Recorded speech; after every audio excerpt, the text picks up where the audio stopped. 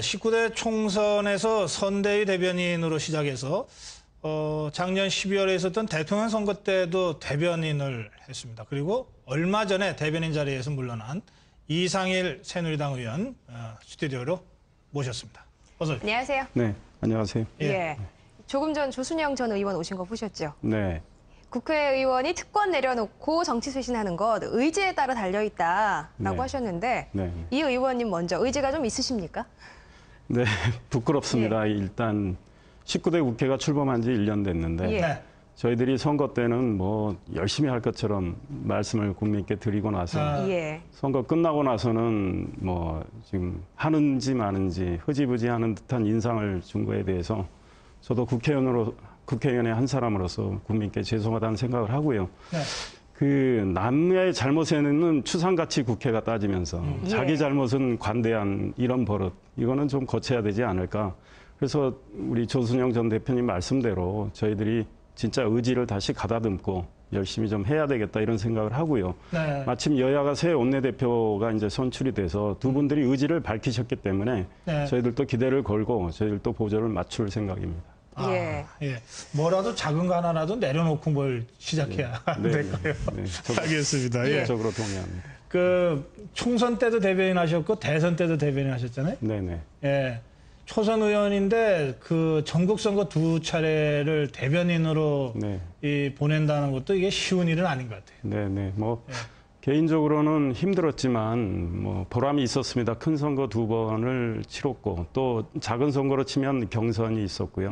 4.24 재보선이 이겼는데 4번의 선거를 대변인 치르면서 다 이겼습니다. 그래서 예. 제가 뭐 잘나서 잘해서 그게 아니고 예. 뭐 저는 운이 좋았다고 생각하고요. 아하. 그러나 대변인을 하는 동안에 굉장히 사실 살얼음판 걷듯 그런 불안한 마음이었습니다. 늘 제가 실수하면은 당과 저희 후보에게 큰 누를 끼칠까봐 예. 늘 전전긍긍하고 노심초사하고 그렇게 지냈는데 지금은 좀 무거운 짐을 마음이 내려오는 것 같아서 예, 좀 홀가분합니다. 전 사실 대변인들께 좀 여쭙고 싶었던 게 당론과 네. 내 개인적인 소신이 다른 경우도 있지 않습니까? 네, 그렇습니다. 그렇게 좀 부딪히게 되면은 좀 어떠세요? 그러니까 이제 예. 대변인은 뭐 이제 뭐 당의 입장을 대변을 해야 되지만 예. 사실 지난번 이제 그 새 정부 들어서 인사 사고가 많이 났을 때 예. 뭐 당에서는 뭐 지도부도 가만히 계셨고 한데 대변인이 이 당 지도부만 뭐 보고 예. 입장을 내는 거는 좀 소극적인 대변인 역할이라고 생각을 합니다. 그러니까 그 당시에 우리 국민들도 모두 걱정하고 있었고 네. 우리 당 전반에서도 많은 분들이 걱정이 많았기 때문에 아하. 당심을 대변하는 보다 적극적인 노력 이런 것도 필요하다고 해서 예. 제가 국민의 눈높이에 맞아야 되지 않겠습니까? 그래서 이제 청와대가 좀 인사검증을 좀 제대로 했어야 되지 않느냐 그런 지적하는 비판 논평을 낸 겁니다. 그래서 예. 그때 총대를 매셨군요.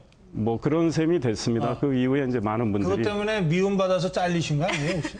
아닙니다. 저는 그 전부터 예. 사실은 대변인직이 너무 힘들어서 이제 네. 대선 이후에 올해 1월부터 예. 저는 좀 빼주십사하고 줄기차게 얘기를 했었고요. 예. 대변인을 선거 후에 혼자 하고 있었기 때문에 네. 여성 대변인이라도 해달라고 이제 이렇게 네. 했었습니다. 대변인이 진짜 그 초대선 의원들이 할 수 있는 정말 꽃이라고도 할 수 있는데 네. 그만큼 어렵잖아요. 네. 하루에 전화, 요즘 뭐 휴대전화 몇 통 정도 받았어요? 세보지는 않았는데 많이 올 때는 한 200여 통 받지 않았을까. 예. 그렇죠. 이제 선거 과정에서. 그런데 참 그 제 고별사에서도 얘기했지만 이 언론인들께 참 죄송하다는 생각입니다. 저는 언론인 출신이지만 예. 이 회의 들어가고 뭐 네. 또 성명 논평 쓰다 보면 전화를 못 받는 경우가 많은데 상황은 뭐 발생해서 언론사들은 빨리빨리 취재를 해서 이제 입장을 취재해서 알려야 되니까요. 그래서 리턴콜 못한 경우도 있고 그래서 그렇죠. 늘 미안한 마음이었습니다. 네. 네. 제가 조윤선 장관이 대변인 할 때 그 네. 얘기를 들어봤더니요. 하루에 지금 말씀하신 대로 200~300통 정도의 전화를 매일 소화를 해야 되는데 네. 새벽부터 네, 네. 사실 머리가 굉장히 아프다는 거예요. 네, 그렇습니다. 이게 휴대전화로 200~300통을 그것도 뭐 짧게 끊어지는 전화들이 아니잖아요. 네. 기자들이 그 쉽게 끊습니까? 통화되면. 네, 네. 예, 하여튼 그런 그 대단한 체력을 요구하는 그런 일이 대변인 일이다. 네. 예. 뭐 그런 얘기를 하던데 다 끝내놓고 나니까 아까 네. 선거 이겨서 기분 좋다고 그러셨는데 홀가분하시겠네요. 그러니까 어떤 직책에서 물러나면 대부분 시원섭섭하다는 말씀하시는데요. 예. 저는 진짜 시원하고 홀가분합니다. 섭섭한 건 별로 없습니다. 그래서 예. 그동안 참 스트레스도 많이 받았고요. 예. 네. 그 고별사에서 정치권에 대한 쓴소리도 해주셨는데 새누리당에 대한 쓴소리도 하셨어요. 네. 치열함이 부족하다, 영남 마인드도 문제다. 네. 무슨 말씀인가요? 그러니까 새누리당 예. 안에 계신 분들 보면 지금 이제 초선 의원들도 70여 명 이상 계시지만 전반적으로 전문성과 능력이 매우 뛰어난 분들입니다. 그래서 그분들이 또 정책 활동을 상당히 열심히 합니다. 그래서 정책 생산 활동은 저희들이 상대적으로 우수하다고 생각합니다. 그런데 이 서민과 중산층의 삶에 대해서 저희들이 예민하게 반응하고 그분들의 느끼는 여러 가지 애로를 덜어드리는 일, 그런 거는 저희들이 좀 다소 소홀하지 않나. 그래서 치열함이 좀 떨어지고 예. 뭐 젊은 층에 다가가려는 노력 이런 것도 상대적으로 부족하고 네. 이런 맥락이고 저희 당의 기반은 아무래도 영남이고 예. 또 영남에서는 공천을 받으면 선수가 잘 올라가지 않습니까? 그러면 예. 선수가 높아지면 또 중요 당직을 맡게 되는데 아무래도 영남 출신들이 당직을 많이 갖고 있고 그래서 그 다른 지역에 대한 상대적으로 배려가 좀 부족한 듯한 인상. 그래서 이제 민주당의 경우는 호남이죠. 그래서 이 영남 마인드를 깨야 우리가 말 그대로 전국 정당이 되고 지역주의를 없애고 국민 대통합을 할 수 있지 않을까 이런 생각을 했습니다. 그 예. 선거 때마다 이렇게 토론을 해보면 지금 말씀하신 대로 영남 마인드, 영남에 있는 중진 의원들은 네. 되게 상황을 좀 낙관적으로 보더군요. 네, 네. 아이 뭐 이렇게 잘하면 지지층 결집만 잘하면 네. 이길 예. 수 있습니다. 네. 아, 자기들이나 그렇지. 네. 수도권은 어떡하라고. 네, 그렇습니다. 이제 그래서 늘 이렇게 좀 갈등이 있잖아요. 네, 그래서 그런 면에서도 동굴의 우상에서 벗어나야 된다고 생각합니다. 서로 역지사지도 하고 예. 상대편의 이야기를 많이 듣고 왜냐하면 나의 경험과 나의 지각만이 옳다라는 생각 거기서 독선이 생기고 거기서 이제 여야 간에는 정쟁이 생기고 아. 예. 당내에서도 저 소통이 제대로 이루어지지 않고 이런 문제가 생기고 있다고 봅니다. 근데 그거 깰 수 있겠습니까? 노력을 호남 계속 마인드나 영남 마인드. 예. 그런 걸 계속 뭐 깨려는 노력을 해나가야 되겠죠. 국민적 압력이 사실은 있어야 합니다. 계속 예. 그 변화를 만들어 가고는 있죠. 네. 근데 이제 만족할 만한 변화가 아니라서 네, 네. 좀 더 열심히 해야 된다 이런 저희 얘기 스스로 성찰을 하고 예. 각성을 해서 바꿔가려는 노력이 더 중요한 것 같습니다. 그 대변인 하실 때 상대 대변인은 누구였습니까? 민주당. 뭐 민주당의 총선 때부터 했던 분은 박용진 박용진 대변인이었습니다. 예. 그 이후에 이제 몇 분들이 바뀌었는데요. 박용진 대변인과는 뭐 토론도 많이 했고 그러나 저는 사석에서는 제가 선배가 되기 때문에 뭐 네. 나이가 많아서요. 예. 그래서 뭐 같이 제가 박용진 대변인께 그랬습니다. 당신이 국회의원 될 때까지는 내가 밥을 사겠다. 그래서 뭐 예. 서로 생각하는 건 많이 다른 것도 많지만 뭐 네. 소탈하게 소주잔 기울이면서 이런저런 얘기 많이 했습니다. 아. 네, 예. 신사입니다 그분도. 아, 신사다. 그래요? 예. 네.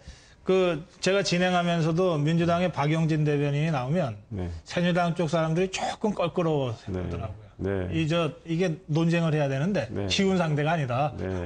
그런 생각들을 하는가 봐요. 네, 뭐 저는 박용진 대변인이 저를 조금 불편해했던 것 같습니다. 근데 토론장에서는 그래요. 예.